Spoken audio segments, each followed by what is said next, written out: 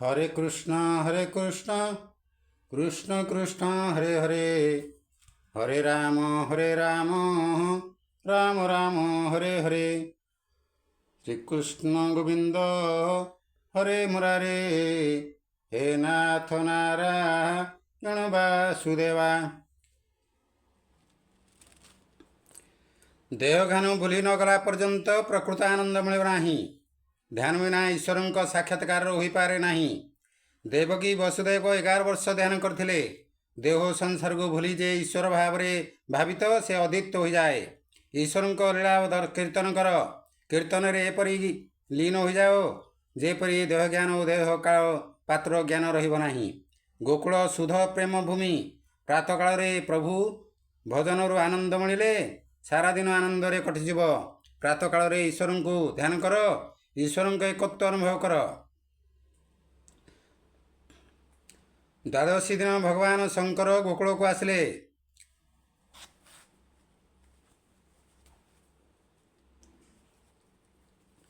शंकर जोगीश्वर, कृष्ण जोगेश्वर। जोगीश्वर और जोगेश्वर मिलन है।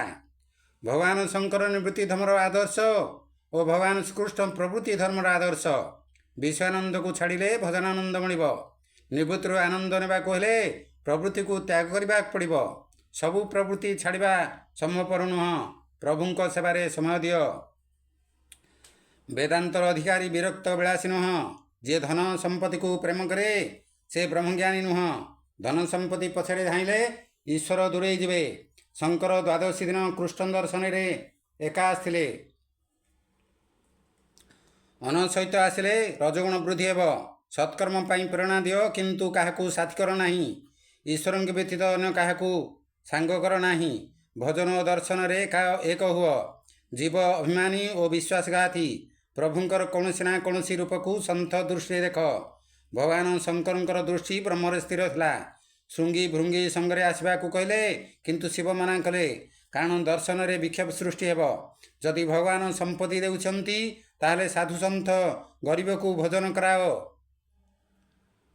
यशोदा नित्य साधु संत को भिक्षा देउथिले। शिवंक आगमन है। शिव निज तेज को से समय छपई रखिले। लोके कहले ए साधु शिवंक परी जना पड़ुछंती। शिवंक पाखकू दासी आसिला कहला महाराज यशोदा भिक्षा पठाइचंती ए भिक्षा नियंतु कन्हैकी आशीर्वाद करंतु। शिव कहले मु भिक्षा नेबी नाही। मोर कौनसी वस्तुर आवश्यकता नहीं। मु बालकृष्ण को दर्शन करने को आसीछि। दासी यशोदा को कहले साधु महाराज किछि चाहती नहीं। से केवल कन्हैर दर्शन पाई एते दूर आछंती। संथर परीक्षा तार वेशभूषा और जाति होई न थाए होइथाए तार आखि और मनवृत्ति। ब्रह्मज्ञानी सुलभ किंतु ब्रह्मद्रष्टा विरल। यशोदा झरका फांकरे कहले साधु महाराज जदि भिक्षा कम हेउछि ताहले मु देबाकू राजी अछि किंतु मु कन्है की बाहर को नेबी नाही। तुम गलारे साप मो पुओ साप देखि डर। शिव कहले माता कन्है कालर काल से काहाकू डरे नाही। तापरे काहार कुदृष्टि पड़ब नाही। से मध्य मते चिन्हे। आ निजे स्वयं जगन्नाथ स्वयं गंताय रूप रे अवस्थान करिसंती तो से भी कालर कालर। जे जेपरि भाव रे श्रद्धा करिब से सेहीपरि भाव रे श्रद्धा पाइब। यशोदा कहले आहे साधु महाराज की कथा कौच। मो पुओ तो यही कई दिन है जन्म होइछि पुणी से तुमको चिन्हला किपरि। आपण हठ न करी चली जातु। शिव कहले मु कन्है की दर्शन न कला पर्यंत जीवी नाही। शिव कन्हई दर्शन पाई प्रतीक्षा करी रहिले। कन्हई जानिले शिव बाहर अपेक्षा करिसंती तेणु से रोदन करने आरंभ करदेले। दासी यशोदा को कहला माँ बोधे साधु मंत्र कला तेणु कन्हई आमर कांदुछि। मु एपरि साधु केबे देखि नथिली।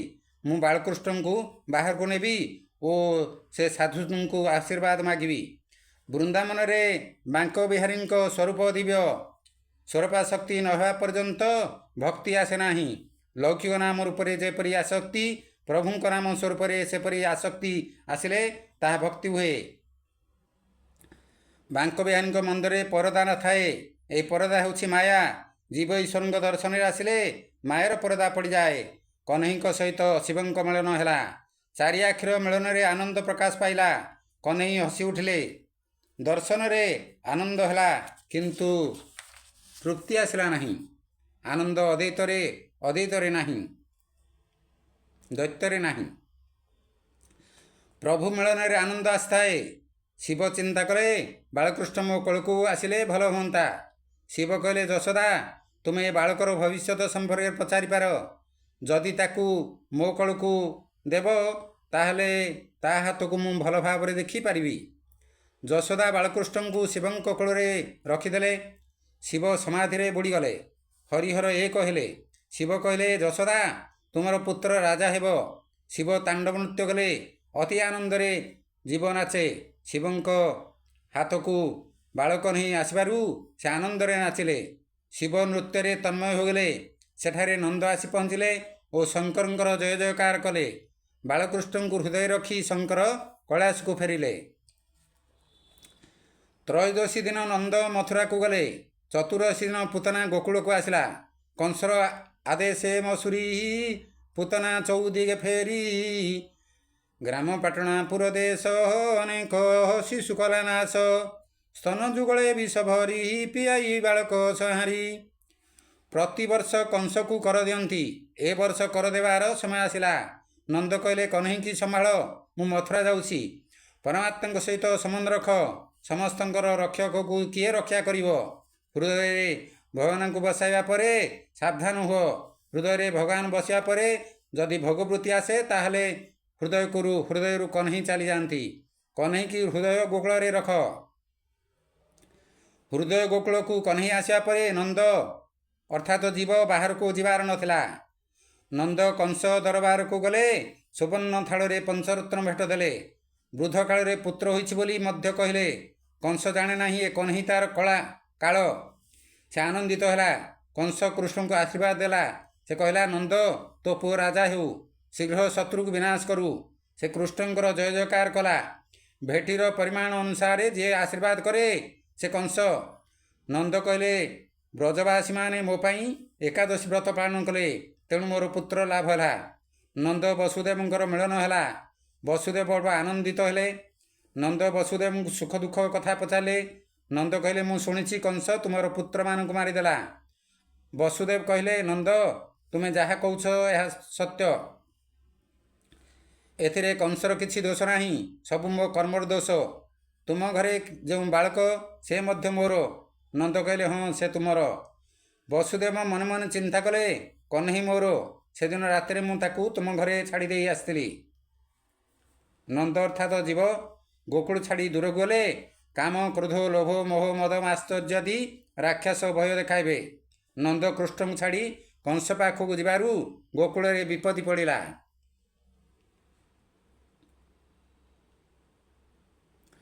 ନନ୍ଦ ଚିନ୍ତା କଲେ, କୃଷ୍ଣଙ୍କ ପାଇଁ ଖେଳନାଟିଏ ନେଲେ ଭଲ ହେବ। ଯେତେବେଳେ ବାହାରକୁ ଯାଉଛ, ସେତେବେଳେ ଭଗବାନଙ୍କ ପାଇଁ କିଛି ଭଲ ବସ୍ତୁ ଆଣ। ତା ଫଳରେ ତୁମର ପ୍ରୟାସ ଭକ୍ତିମୟ ହୋଇଯିବ। ଯୋଗମାୟା ଆକାଶବାଣୀ ମାଧ୍ୟମରେ କହିଲେ, ରେ କଂସ, ତୋର କାଳ ଜନ୍ମ ହୋଇସାରିଛି। କଂସ ବିବ୍ରତ ହୋଇ ପଡ଼ିଲା। ସେ ଅଳ୍ପ ଦିନ ଭିତରେ ଜନ୍ମ ହୋଇଥିବା ସବୁ ଶିଶୁଙ୍କୁ ହତ୍ୟା କରିବାକୁ ଆଦେଶ ଦେଲା। ସେ ପୂତନାକୁ ଗୋକୁଳକୁ ପଠାଇଲା। ପୂତନା ଚତୁର୍ଦ୍ଦଶୀରେ ଗୋକୁଳକୁ ଆସିଲା। ପୂତ ପବିତ୍ର ନାଁ ନୁହେଁ। ଯିଏ ପବିତ୍ର ନୁହେଁ ସେ ପୂତନା। ଅଜ୍ଞାନ, ଅବିଦ୍ୟା, ଅପବିତ୍ରତା ହେଉଛି ପୂତନା। ଜ୍ଞାନ କେବଳ ପବିତ୍ର। ଯିଏ ଅପବିତ୍ର ହୋଇଥିବ ସେ କେବେ ସାଧୁସନ୍ଥକୁ ପାଇବ ନାହିଁ। ଗୀତାରେ କୁହାଯାଇଛି, ନ ହିଁ ଜ୍ଞାନେନ ସଦୃଶ ପବିତ୍ରମେହ ବିଦ୍ୟତେ। ଏହି ଜଗତରେ ଜ୍ଞାନ ପରି ପବିତ୍ର ଅନ୍ୟ କିଛି ନାହିଁ। ଜ୍ଞାନ ଧନାର୍ଜନର ସାଧନ ନୁହଁ, ଆତ୍ମସ୍ୱରୂପ ଜ୍ଞାନ ହିଁ ଜ୍ଞାନ। ଜ୍ଞାନ ପବିତ୍ର, ଅଜ୍ଞାନ ଅପବିତ୍ର। ଅଜ୍ଞାନରୁ ବାସନାର ଜନ୍ମ। ପୂତନା ବାସନା ସ୍ୱରୂପ। ବାସନା 14ଟି ସ୍ଥାନରେ ରହେ। ସେଥିପାଇଁ ପୂତନା ଚତୁର୍ଦ୍ଦଶୀରେ ଆସିଥିଲା। ପଞ୍ଚ ଜ୍ଞାନେନ୍ଦ୍ରିୟ, ପଞ୍ଚ କର୍ମେନ୍ଦ୍ରିୟ, ମନ, ବୁଦ୍ଧି, ଚିତ୍ତ, ଅହଙ୍କାର ମିଶି 14। ରାମାୟଣରେ କୈକେୟୀ ରାମଙ୍କୁ 14 ବର୍ଷ ବନବାସ ଦେଇଥିଲେ। କାରଣ କାମ ଅର୍ଥାତ୍ ରାବଣ 14ଟି ସ୍ଥାନରେ ରହେ। ତେଣୁ 14 ବର୍ଷ ତପସ୍ୟା କରିବାକୁ ପଡ଼ିଥିଲା। ଆଖି ପର ନାରୀ ପଛରେ ଧାଇଁଲେ ଜାଣିବ ଆଖିରେ ପୂତନା ବସିଛି। ନାରୀକୁ ନାରୀ ରୂପରେ ନୁହଁ ବ୍ରହ୍ମ ରୂପରେ ଦେଖ। ସେଥିପାଇଁ ଆମେ ସମସ୍ତଙ୍କୁ ବ୍ରହ୍ମ ରୂପରେ ଦେଖୁଛୁ। କିନ୍ତୁ ସାଧାରଣ ମାନେ ଅଜ୍ଞାନବଶତଃ ଆମର ଭାବନାର ଦୃଷ୍ଟିଗୋଚରକୁ ସାତ୍ୱିକ ରୂପରେ ନେଉନାହାନ୍ତି। ଆଖିରେ ପୁତନା ବସିଲେ ମନରେ କାମ ବସିବ। ଜଗତର ପ୍ରତ୍ୟେକ ବ୍ୟକ୍ତିକୁ ଭଗବତ ଭାବରେ ଦେଖ। ଯଦି କୌଣସି ବ୍ୟକ୍ତିକୁ ସାଂସାରିକ କାମ ଭାବରେ ଦେଖିବ ତାହେଲେ ଜାଣିବ ମନ ଭିତରକୁ ପୁତନା ଆସିଗଲା। ନିଷିଦ୍ଧ ଆହାର ଗ୍ରହଣ କରିବାକୁ ଇଚ୍ଛା ହେଲେ ଜାଣିବ ଯେ ତୁମ ଜିଭରେ ପୁତନା ବସିଛି। ବିବସ୍ତ୍ର ଅତିଶୟ କାମୁକ କଥା ଶୁଣିବାକୁ ଇଚ୍ଛା ହେଲେ ଜାଣିବ ତୁମ କାନରେ ପୁତନା ବସିଛି।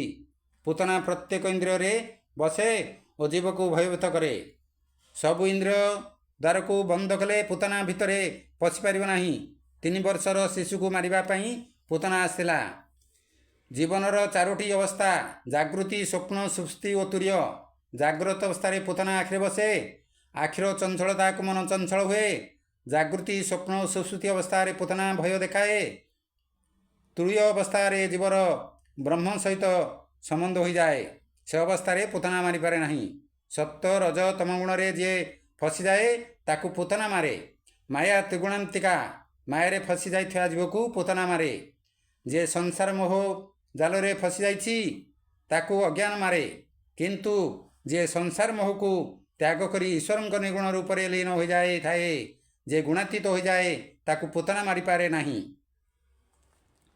ଗୁଣାତୀତ ବା ପ୍ରକୃତି ଉର୍ଦ୍ଧ୍ୱରେ ରହୁଥିବା ବ୍ୟକ୍ତିକୁ ପୁତନା ମାରିପାରେ ନାହିଁ। ଯେତେବେଳେ ପୁତନା ଗୋକୁଳକୁ ଆସିଲା ସେତେବେଳେ ଗୋକୁଳର ଗାଈମାନେ ବଣକୁ ଚରିବାକୁ ଯାଇଥିଲେ ଓ ନନ୍ଦ ମଥୁରାକୁ ଯାଇଥିଲେ। ଗାଈମାନଙ୍କର ବନଗମନର ଅର୍ଥ ଇନ୍ଦ୍ରିୟର ବିଷୟ ବନଗମନ। ଇନ୍ଦ୍ରିୟ ବିଷୟବନରେ ବୁଲିଲେ ମନକୁ ପୁତନା ଅର୍ଥାତ୍ ବାସନା ଆସିବ।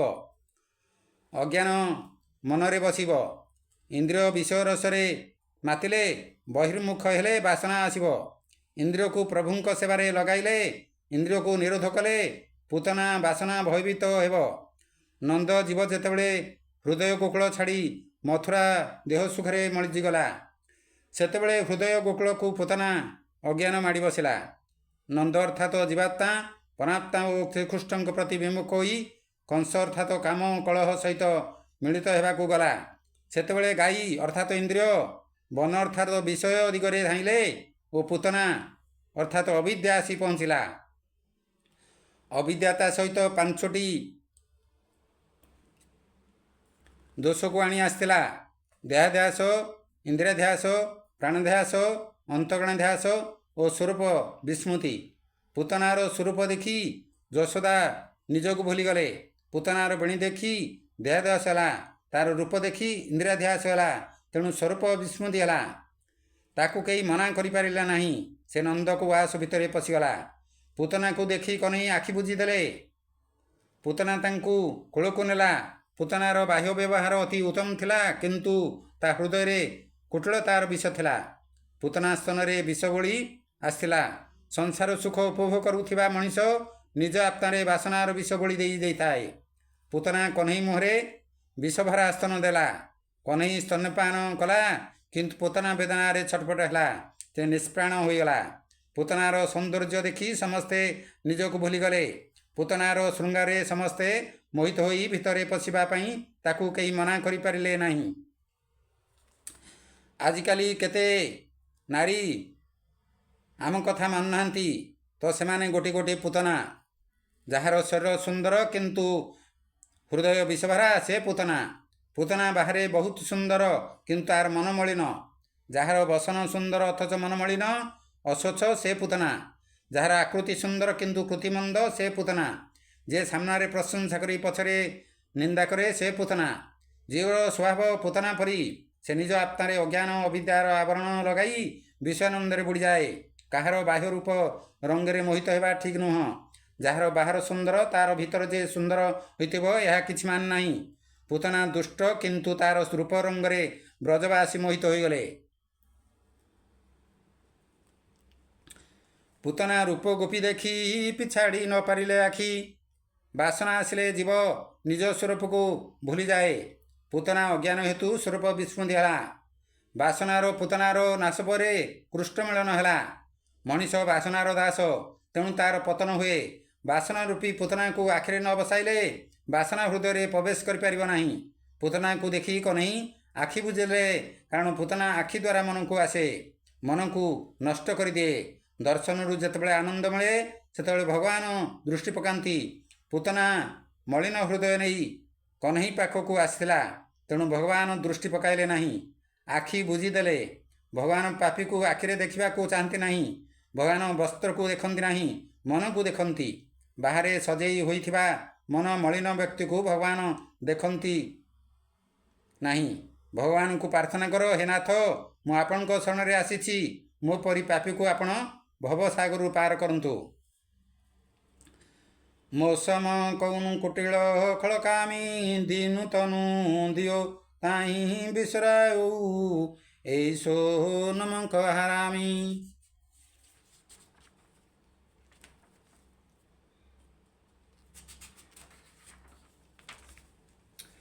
জীব ଜଡ଼ ଅଭିମାନୀ, ସେ ପ୍ରାର୍ଥନା କରେ ନାହିଁ। ଜୀବ ଭଗବାନଙ୍କ ଶରଣରେ ଆସିଲେ ତାର ପାପ ଦୂର ହୁଏ, କାରଣ ଭଗବାନ ତାକୁ କହିଛନ୍ତି, ସନମୁଖୁ ହୋଇ ଜୀବ ମୋହି ଜବହିଁ, ଜନ୍ମ କୋଟି ଅଘନାଶହୁଁ ତବହିଁ।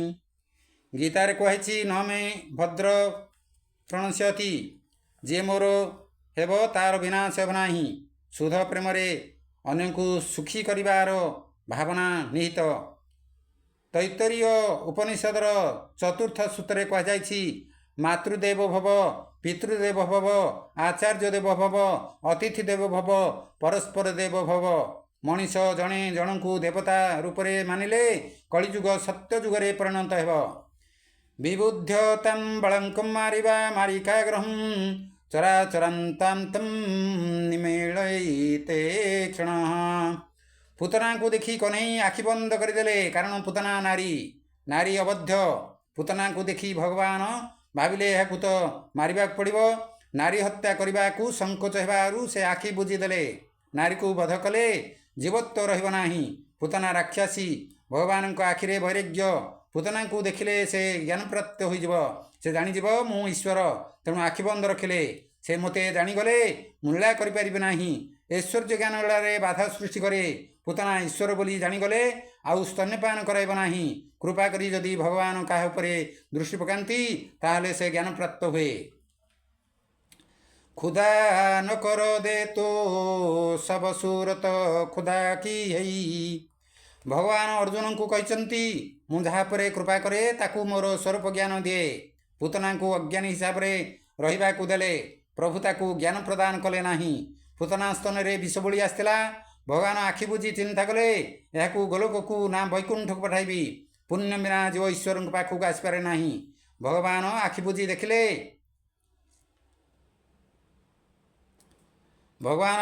ଦେଖିଲେ, ପୁତନା କେଉଁ ଜନ୍ମର କିଛି ପୁଣ୍ୟ କରିଛି କି? ଭଗବାନଙ୍କୁ ଲହୁଣୀ ମିଶ୍ରି ଦେବା ବଦଳରେ ପୁତନା ବିଷ ଦେଲା, ତେଣୁ ଆଖି ବୁଜି ଦେଲେ। ଆଖି ବୁଜି କହ୍ନେଇ ଶିବଙ୍କୁ ପ୍ରାର୍ଥନା କଲେ, ଆପଣ ବିଷ ପିଇବାରେ ଅଭ୍ୟସ୍ତ, ଆପଣ ବିଷପାନ କରନ୍ତୁ, ମୁଁ କ୍ଷୀର ପାନ କରିବି। ଶିବ ତତ୍ତ୍ୱକୁ ଆବାହନ କଲେ, ସେଥିପାଇଁ ଆଖି ବୁଜି ଦେଲେ। ଆଖିରେ ଚନ୍ଦ୍ର ସୂର୍ଯ୍ୟଙ୍କ ବାସ। ମହାଯୋଗୀ ସୂର୍ଯ୍ୟମଣ୍ଡଳ ପାର ହୋଇ ବ୍ରହ୍ମଲୋକକୁ ଯାଉଥିଲେ। କୃଷ୍ଣ ପୁତନାଙ୍କୁ ବ୍ରହ୍ମଲୋକକୁ ପଠାଇଥିଲେ। ଏହା ଦେଖି ଚନ୍ଦ୍ର ସୂର୍ଯ୍ୟଙ୍କୁ କୃଷ୍ଣ ଆଖିକୁ ଭଲ ଲାଗିଲା ନାହିଁ। ସେ ବିଷ ପାନ କରାଇବାକୁ ଆସିଛି, ତାକୁ ପୁଣି ବ୍ରହ୍ମଗତି। ଭଗବାନଙ୍କୁ ସର୍ବୋତ୍ତମ ବସ୍ତୁ ଦିଅ, ସନ୍ତୋଷ ମିଳିବ। ସର୍ବୋତ୍ତମ ବସ୍ତୁ ଦେବା ବଳରେ ଏ ବିଷ ଦେଉଛି, ଏହାକୁ ସଦ୍ଗତି ନ ମିଳିବ। ରାମାୟଣରେ ଶୂର୍ପଣଖା ଉପରେ ଭଗବାନ ଦୃଷ୍ଟି ପକାଇଲେ ନାହିଁ, ସେ ସୀତାଙ୍କ ଉପରେ ଦୃଷ୍ଟି ପକାଇଲେ। କିନ୍ତୁ ପୁତନା ଆସିବା ବେଳେ କହ୍ନେଇ 6 ଦିନର ହୋଇଥିଲେ, ସେତେବେଳେ ରାଧା ଆସିନଥିଲେ। କହ୍ନେଇ ଆଉ କାହା ଉପରେ ଦୃଷ୍ଟି ପକାଇବେ, ତେଣୁ ଆଖି ବୁଜି ଦେଲେ।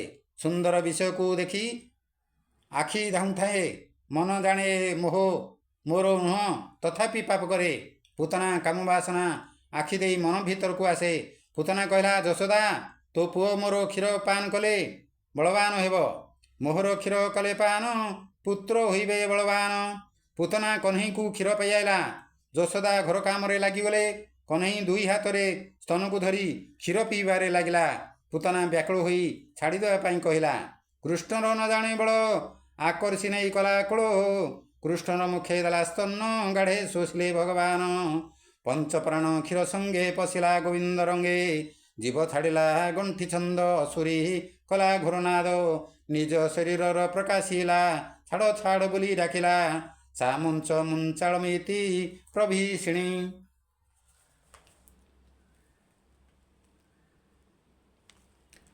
କହ୍ନେଇ କହିଲା ପୁତନା ମାଉସୀ ମୋ ମା ଧରିବା ଶିଖେଇଛି ଛାଡ଼ିବା ଶିଖେଇ ନାହିଁ। ମୁଁ ଯାହାକୁ ଧରେ ତାକୁ ଛାଡ଼େ ନାହିଁ। ମୁଁ ଆଜି ତୁମକୁ ଛାଡ଼ିବି ନାହିଁ। ମୁଁ ଆଜି ତୁମର ଉଦ୍ଧାର କରିବି। ଭଗବାନଙ୍କ ମାରଣରେ ମଧ୍ୟ ପ୍ରେମ ଅଛି। ପୁତନା ମୁଞ୍ଚ ମୁଞ୍ଚ ଛାଡ଼ ଛାଡ଼ ଦୁଇଥର କହିଲା। ଏହାର ଅର୍ଥ ହେଉଛି ଇହଲୋକ ପରଲୋକରୁ ମୁକ୍ତ କରି ଗୋଲୋକଧାମକୁ ନେଇଯିବା ପାଇଁ ପ୍ରାର୍ଥନା କଲା। ଅହନ୍ତା ଓ ମମତାକୁ ଛଡ଼ାଇ କ୍ରୋଧାର୍ଥ କରିବା ପାଇଁ କହିଲା। ପୁତନା ବ୍ୟାକୁଳ ହେଲା। ତେଣୁ ତା'ର ସ୍ୱରୂପାନୁସନ୍ଧାନ ରହିଲା ନାହିଁ। ସେ ରାକ୍ଷାସୀ ରୂପ ଧାରଣ କଲା। ସେ ଆକାଶ ମାର୍ଗରେ କୃଷ୍ଣଙ୍କୁ ଛଡ଼ାଇ ଉଡ଼ାଇ ନେଲା। କଂସ ବଗିଚାର ଏକ ବୃକ୍ଷ ଉପରେ ପୁତନା ପଡ଼ିଲା। ଶବ୍ଦ ହେଲା ଅବିଦ୍ୟା ହେତୁ ଷଟ୍ ବିକାର ଉତ୍ପନ୍ନ ହୁଏ। ରାକ୍ଷାସୀ ବକ୍ଷସ୍ଥରେ କହ୍ନେଇ ବିଦ୍ୟମାନ ଥିଲେ। ଶବ୍ଦ ଶୁଣି ଗୋପୀମାନେ ଧାଇଁ ଆସିଲେ। କୌଣସି ଅଚିହ୍ନା ସ୍ତ୍ରୀ ଲୋକକୁ ପିଲା ଦେବା ଉଚିତ ନୁହଁ। କୃଷ୍ଣଙ୍କୁ ନ ଦେଖିଲେ ଗଙ୍ଗା ଘାସ ଖାଏ ନାହିଁ କି ପାଣି ପିଏ ନାହିଁ। ଅନଶନ ବା ଉପବାସ କଲେ ଶରୀର ମନ ହାଲୁକା ହୁଏ। ସାତ୍ୱିକ ଭାବର ଉଦୟ ହୁଏ। ବିଧିପୂର୍ବକ ଅନଶନ କଲେ ପାପ ଜଳିଯାଏ। ଯେଉଁ ମୁନି ଋଷିମାନେ ତପସ୍ୟା କରି ପ୍ରଭୁଙ୍କ ଦର୍ଶନ ପାଇଁ ନଥିଲେ ସେମାନେ ଗୋକୁଳରେ ଗାଈ ରୂପରେ ଜନ୍ମଗ୍ରହଣ କରିଥିଲେ।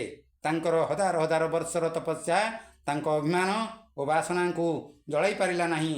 ସେମାନେ ଚିନ୍ତା କଲେ ଗୋକୁଳରେ ଗାଈ ହୋଇ ସେମାନଙ୍କ କାମ ନିଷ୍କାମ କୃଷ୍ଣଙ୍କୁ ଅର୍ପଣ କରି ନିଷ୍କାମ ହୋଇଯିବେ। ଗୋପୀମାନେ କୃଷ୍ଣଙ୍କୁ ଗୋଶାଳାକୁ ଆଣି ଗଙ୍ଗାର ପୁଚ୍ଛ 3 ଥର ବୁଲାଇ ଦେଲେ। କୃଷ୍ଣଙ୍କୁ ଗୋମୂତ୍ରରେ ସ୍ନାନ କରାଇଲେ। ବସ୍ତା ଗୋଟିଏ ଆଣି କରି ତାଲାଞ୍ଜେ ପୁତ୍ର ଦେହ ଝାଡ଼ି ଗୋମୂତ୍ରେ କରାଇ ସ୍ନାନ ଗୁରୋଜ କରନ୍ତି ଲେପନ ଗୋମୟ ଦେଲେ ଠିଆ ଚିତା ଯେ ପ୍ରଭୁ ଗୋ ବ୍ରାହ୍ମଣ ହିତା ଗୋମୂତ୍ରଣ ସ୍ନାନ କୃତ୍ୱା। ଗୋମୂତ୍ର ପାନ ସ୍ନାନରୁ ସରଳ ନିରୋଗ ହୁଏ। ଗୋମୂତ୍ର ପାନରୁ ମନ ଶୁଦ୍ଧ ହୁଏ। ମନର ପାପନାଶ ହୁଏ। ଗୋମୂତ୍ରର ଦିବ୍ୟ ଶକ୍ତି ଅଛି। ଏହା ବୁଦ୍ଧିକୁ ନିରୋଗ କରେ। ମନୁଷ୍ୟର ସ୍ୱଭାବ ନ ବଦଳିଲେ ଜ୍ଞାନ ମାର୍ଗ ଓ ଭକ୍ତି ମାର୍ଗରେ ପ୍ରଗତି ହୋଇପାରିବ ନାହିଁ। ବ୍ୟସନ ଓ ଫେସନ ସମୟ ଓ ସମ୍ପତ୍ତି ନଷ୍ଟ କରେ। ପ୍ରଥମେ ଗୋମୂତ୍ର ତାପରେ ଉଷ୍ମ ଜଳରେ କହ୍ନେଇଙ୍କୁ ସ୍ନାନ କରାଇଲେ। ଋଷି ରୂପା ଗୋପୀ କହ୍ନେଇକି ଘେରି ବସିଲେ। କିଏ କହିଲା ଏହାର ଆଖି ସୁନ୍ଦର, କିଏ କହିଲା କେଶ ସୁନ୍ଦର, କିଏ କହିଲା ଚରଣ ସୁନ୍ଦର। ପ୍ରତ୍ୟେକ ଗୋଟିଏ ଗୋଟିଏ ଅଙ୍ଗର ସୌନ୍ଦର୍ଯ୍ୟ ବର୍ଣ୍ଣନା କଲେ। ଋଷି ରୂପା ଗୋପୀମାନେ ବେଦଶାସ୍ତ୍ର ସମ୍ପନ୍ନା ଥିଲେ।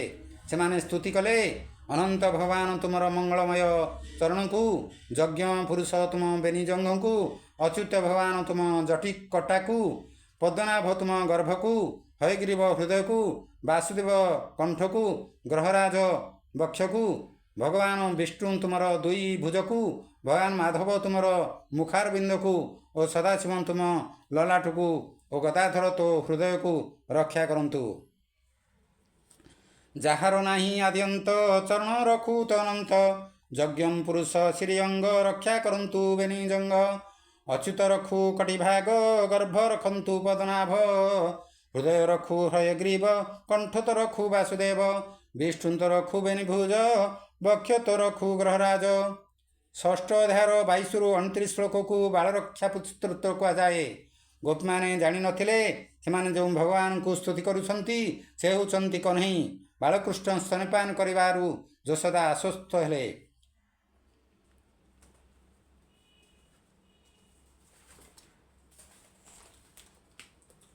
ହରେ କୃଷ୍ଣ କୃଷ୍ଣ କୃଷ୍ଣ ହରେ ହରେ ହରେ ରାମ ରାମ ରାମ ହରେ ହରେ। ଶାନ୍ତାକାରୋ ଭୁଜୟସనం ପଦ୍ମନାଭ ସୁରେଶಂ ବିଶ୍ୱଦାରୋ ଗଗନ ଶଂସଂ ମେଘବର୍ଣ୍ଣ ସ୍ୱାଂ ଲକ୍ଷ୍ମୀକାନ୍ତମଳୟନେନ ଯୋଗୀଭିର୍ଦେଧାନମଂ ବନ୍ଦେ ବିଷ୍ଣୁମୟରଂ ସର୍ବଲୋକୈକନାଥଂ ସଶଙ୍ଖଚକ୍ର ସକିଳଂ ସପୀତବସ୍ତ୍ରಂ ସରଶିରୋଗଣଂ ସହାରବକ୍ଷಸ್ಥଳଗୋ ସଂସ୍ୟଂ ନମାମି ବିଷ୍ଣୁಂ ଶିରସା ଚତୁର୍ଭୁଜम्।